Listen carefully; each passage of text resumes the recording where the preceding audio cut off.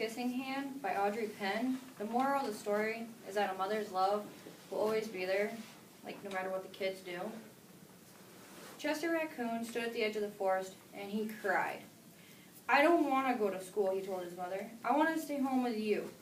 I want to play with my friends and play with my toys and read my own books. I want to swing on my swing. Please, may I stay home with you?" asked Chester. Miss Raccoon took Chester by the hand and nuzzled him in the ear. "Sometimes we all have to do things we just don't want to do," she told him gently, "even if they seem strange and scary at first. But you will love school once you start. You'll make new friends and play with new toys, and read new books and swing on new swings. Besides," she added, "I know a wonderful secret that'll make your nights at school seem as warm and cozy as your days at home." Chester wiped away his tears and looked interested. "A secret? What kind of secret?" "A very old secret," said Miss Raccoon. "I learned it from my mother, and she learned it from hers. It's called the Kissing Hand." "The Kissing Hand?" asked Chester. "What's that?" "I'll show you," Mrs. Raccoon said.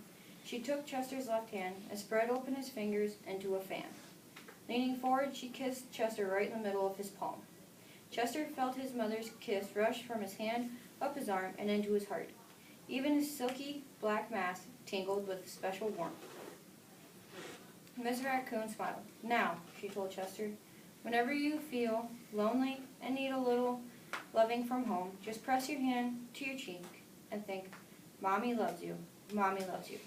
And that very kiss will jump to your face and fill you with toasty warm thoughts." She took Chester's hand and carefully wrapped his fingers around the kiss. "Now, do be careful not to lose it," she teased him. "But don't worry.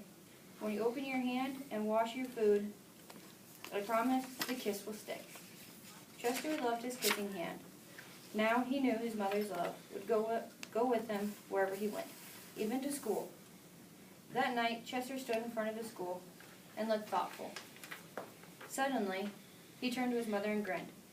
"Give me your hand," he told her. Chester took his mother's hand and in his own and unfolded her large, familiar fingers into a fan.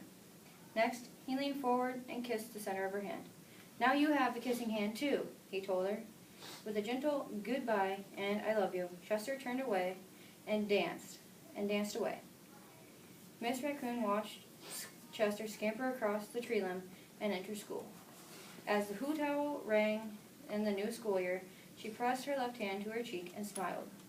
The warmth of Chester's kiss filled her heart with special words. "Chester loves you," it sang. "Chester loves you." All right.